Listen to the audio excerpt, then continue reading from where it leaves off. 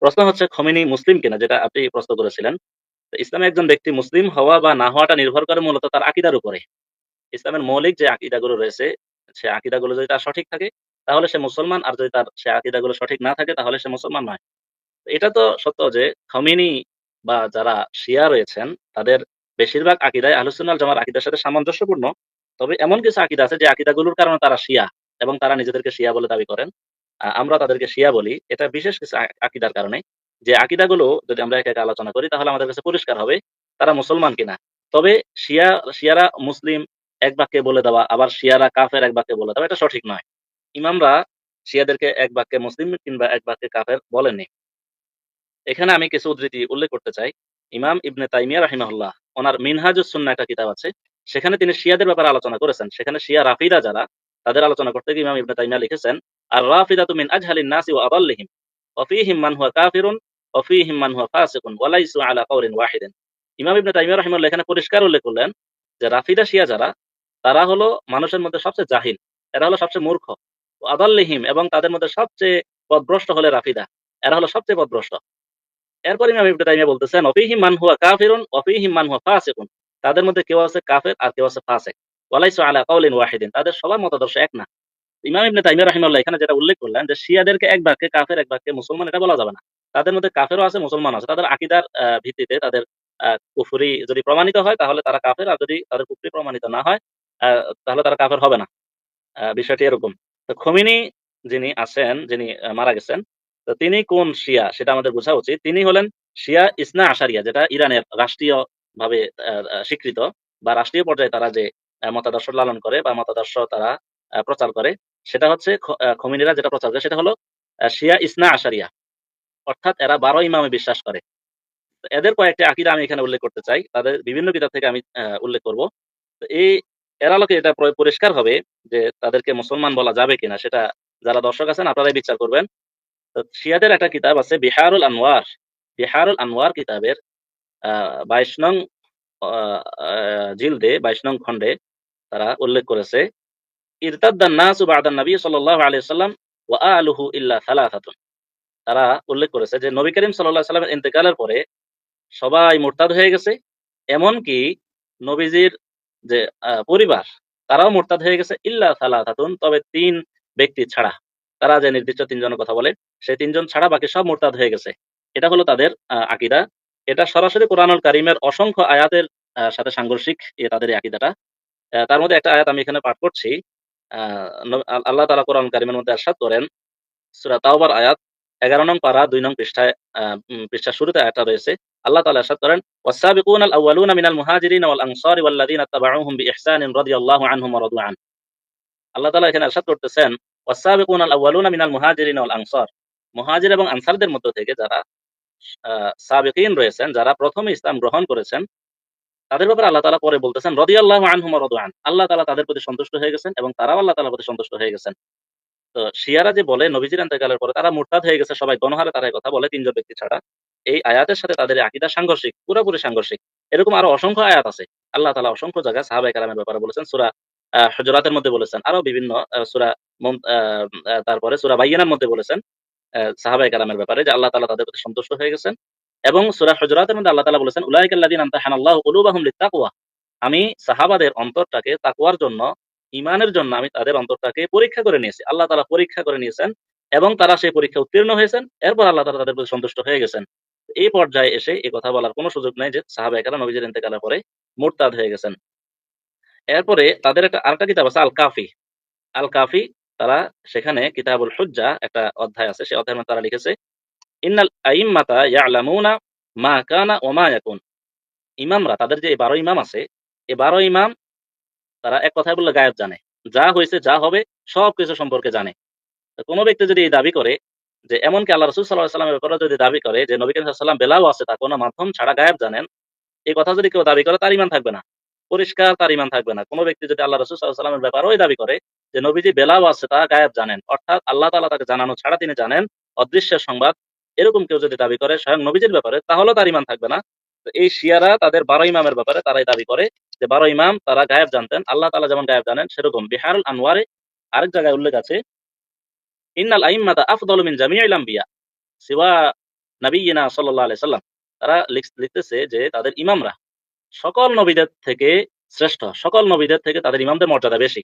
আমাদের নবী সাল্লাল্লাহু আলাইহি সাল্লাম ছাড়া তাদের বক্তব্য অনুযায়ী আমরা নবীজিকে তারা এখানে মিন করছে। তো তাদের এই আকীদাটাও কোরআনুল কারীমের অসংখ্য আয়াতের সাথে সাংঘর্ষিক। কোরআনুল কারীমে আল্লাহ তাআলা বলেছেন, তিলকা রুসুলু ফাদ্দালনা বা'দাহুম আলা বা'দ। রসুলদের পরস্পরের মধ্যে আমি একে অপরকে মর্যাদা দিয়েছি। কাউকে কারো উপর মর্যাদা দিয়েছি। গায়রে রসুলকে রসুলের উপর মর্যাদা আল্লাহ তাআলা দিয়েছেন, এরকম কোন কোরআনের প্রমাণ নেই। বরং তার বিপরীত যে প্রমাণ ৩ নম্বর পারার ১ম আয়াত, তিলকা রুসুলু ফাদ্দালনা বা'দাহুম আলা বা'দ, আল্লাহ তাআলা এখানে বলেছেন। তাহলে শিয়াদের এরকম আরো অনেক আকীদা আছে। তাদের আরেকটা আকীদা ছিল, যে আকীদাটা তারা পরবর্তীতে উঠিয়ে দিয়েছে। সেই আকীদাটা হচ্ছে আ যে কোরআনুল কারীমের বেশ একটা অংশ, এটা গায়েব, এটা কোরআনের আমাদের কাছে যে নুসখা আছে, আমাদের কাছে যে মাসহাফ আছে, মাসহাফের মধ্যে আসেনি।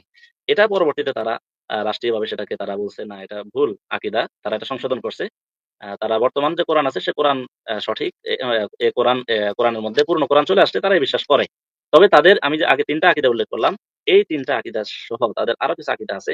আ এই আকীদাগুলো সরাসরি আহলুস সুন্নাহ ওয়াল জামার আকীদার সঙ্গে সাংঘর্ষিক এবং ইসলামের মৌলিক আকীদার সাথে এগুলো সাংঘর্ষিক। এই আকীদাগুলো কুফরি আকীদা। তো এই আকীদাগুলোর ভিত্তিতে আমরা বলি যে খোমেনি যে ইসনা আশারিয়ার আকীদা বিশ্বাস করেন, সে ইসনা আশারিয়ার আকীদা বিশ্বাসী হওয়ার কারণে খোমেনি মুসলিম না। খোমেনিকে মুসলিম বলা যাবে না। এখন কথা হলো, যদি মুসলিম বলা না যায় তাহলে খোমেনিকে তো প্রশ্ন করছেন আমাদের লাইভে যে জি, খামেনিকে যদি মুসলমান বলা না যায় তাহলে আমাদের দেশে অনেক মানুষ যে তার জানাজা পড়লো, তো আমরা তো জানি জানাজা শুধু মুসলমানকে পড়ানো হয়। তো আমাদের দেশে মানুষ যে তার জানাজা পড়লো, তো এটা কিভাবে, তারাও তো আলেম, যদি সে মুসলমান না হয়। এক তো মুসলমানের জানাজা পড়ে, দ্বিতীয়ত গায়বানা, তো এটাকে একটু বিস্তারিতভাবে বুঝিয়ে দিবেন। হ্যাঁ, এখন আমাদের দেশে যারা আ খোমেনির জানাজা পড়ছেন, তারা কি প্রমাণের আলোকে তাদের কাছে কি প্রমাণ আছে এই ব্যাপারে সেটা আমাদের জানা নাই। হয়তো এই ব্যাপারে তাদের যথেষ্ট জ্ঞানের অভাব আছে। যারা হয়তো আপনি কাউকে মিন করতেছেন এখানে। ঢাকা বিশ্ববিদ্যালয়ে তার জানাজা হইছে। ঢাকা বিশ্ববিদ্যালয়ের যিনি ভিপি আছেন, তিনি জানাজা পড়িয়েছেন। তো উনাকে জিজ্ঞেস করা হোক যে ভিপি তিনি কি সাবেক আইনের কথা প্রমাণের আলোকে। বলতেছিলেন, যে জি, জি। ভিপি সাবেক আইন যে জানাজা পড়লো সে কিসের ভিত্তিতে পড়লো? এটা তাকে জিজ্ঞেস করা উচিত। এখানে ১ম কথা হলো, আমার জানা মতে কোন আলেম আ খোমেনির জানাজা পড়েছেন আমি এরকম দেখিনি। কোন আলেম পড়েছেন কিনা। আ সাদিক কায়েম পড়েছেন। সাদিক কায়েম তো আলেম না। সাদিক কায়েম পড়েছেন, তিনি আ খোমেনির আকীদা সম্পর্কে জানেন কিনা বা এ ব্যাপারে তার কতটুকু ধারণা আছে সেটা তাকে জিজ্ঞেস করা উচিত। তো আমাদের দেশের আসলে বাস্তব অবস্থাটা হলো, শুধু আলেম আ গায়রে আলেম এখানে কথা না। আমাদের সমাজের সাধারণ অবস্থাটা হলো আমাদের আকীদা সম্পর্কে জ্ঞান কম। তো সে জায়গা থেকে আকীদার ব্যাপারে আমাদের যথেষ্ট আ অজ্ঞতা বলা যায়। আমাদের আকীদার ব্যাপারে যথেষ্ট পরিমাণে অজ্ঞতা আছে, যেটা আসলে কাম্য না। আপনাদের আমাকে বললেন যে ডক্টর ভিপি সাদেক কায়েম যে সে আলেম না, সে তার আকীদা সম্পর্কে তেমন একটা জানেন না। কিন্তু আমাদের সকলের সুপরিচিত মুখ মাওলানা মামুনুল হক সাহেব, তিনি তো খামেনির মৃত্যুতে শহীদ শব্দ উল্লেখ করেছে। তো তিনি তো আকীদা সম্পর্কে খুব ভালোভাবে জানেন। তিনি একজন ইসলামিক স্কলার, আমাদের সকলের সুপরিচিত মুখ। তো তিনি কিভাবে এখানে এই শব্দটা উল্লেখ করলেন? সেই ব্যাপারে আপনি কি বলেন? এটা এটার উত্তর মামুনুল হক সাহেবকে জিজ্ঞেস করা উচিত। আ মামুনুল হক সাহেব কি ভিত্তিতে কি জন্য তিনি খোমেনির সাথে আ শহীদ শব্দটা উল্লেখ করলেন। যেহেতু খোমেনি একেবারে তারা স্বঘোষিত শিয়া। মামুনুল হক সাহেব তো এটা বলতে পারবেন না খোমেনি শিয়া না। যদি আ তিনি শিয়াই হয়ে থাকেন এবং শিয়া ইসনা আশারিয়া তাদের যে আকীদা রয়েছে সে আকীদায় তিনি বিশ্বাসী হয়ে থাকেন, দেওবন্দি ওলামায়ে কেরাম তাদেরকে মুসলিম মনে করে না। তাদের বিশেষ শিয়া ইসনা আশারিয়াদের বিশেষ কিছু আকীদা আছে, যে আকীদাগুলোর কারণে দেওবন্দি ওলামায়ে কেরাম শিয়াদেরকে, ইসনা আশারিয়াদেরকে, যারা এই আকীদাগুলো লালন করে তাদেরকে মুসলিম মনে করে না। তো সেই জায়গা থেকে শিয়াদের ব্যাপারে শহীদ শব্দ লেখার কোনো সুযোগ নেই। এখন মামুনুল হক সাহেব কিভাবে কি জন্য লিখেছেন, এটা কোনো রাজনৈতিক শহীদ শব্দ কিনা বা এটা কোনো কূটনৈতিক শব্দ কিনা বা কি হিসাবে তিনি লিখেছেন সেটার ব্যাখ্যা উনার কাছে জানতে চাওয়া হলে সবচেয়ে ভালো। কিন্তু আমি যেটা বলতে চাই সেটা হলো, দেওবন্দি ওলামায়ে কেরামের আকীদা অনুযায়ী, দেওবন্দি ওলামায়ে কেরামের বিশ্বাস অনুযায়ী, দেওবন্দি ওলামায়ে কেরাম শিয়া ইসনা আশারিদের ব্যাপারে যে আকীদা রাখেন, সেই আকীদা অনুযায়ী শিয়াদেরকে, বিশেষ করে খোমেনিকে কোনোভাবে মুসলমান এবং শহীদ শব্দগুলো তার ক্ষেত্রে ব্যবহার করা যাবে না এবং তার জানাজাও পড়া যাবে না। এটা হলো পরিষ্কার কথা। জানাজা পড়া যাবে না।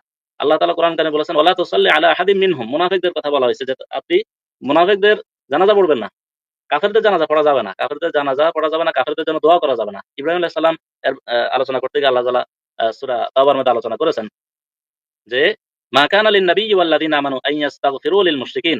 নবীর জন্য এবং মোমেনদের জন্য এটা কখনোই শোভনীয় নয় যে আইয়াস্তাগফিরু লিল মুশরিকিন, যে মুশরিকদের জন্য তারা ইস্তেগফার করবে, মুশরিকদের জন্য ক্ষমা চাইবে। এরপরে আল্লাহ তাআলা ইব্রাহিম আলাইহিস সালাম কেন ক্ষমা চাইলেন সেটা আল্লাহ তাআলা ব্যাখ্যা করছেন। ওমা কানা ইস্তিগফারু ইব্রাহিম লিআবিহি ইল্লা আন মাউইদাতিন ওয়া'আদাহা ইয়্যাহ। এখানে আল্লাহ তাআলা ব্যাখ্যা দিয়ে দিয়েছেন। এখন কথা হলো খোমেনি শিয়া ইসনা আশারিয়ার আকীদা বিশ্বাসী। সেই হিসাবে খোমেনি মুসলমান নয়। তো মুসলমান যেহেতু নয় সুতরাং তার জানাজাও পড়া যাবে না, তার ক্ষেত্রে শহীদ শব্দও লেখা যাবে না। এখন কেউ লিখেছেন ব্যক্তিগত পর্যায়ে, সেটাকে দেওবন্দি উলামায়ে কেরামের আকীদা হিসাবে আমরা মনে করি না। এটার ব্যাখ্যা উনার কাছে চাওয়া উচিত। উনি কি জন্য লিখলেন?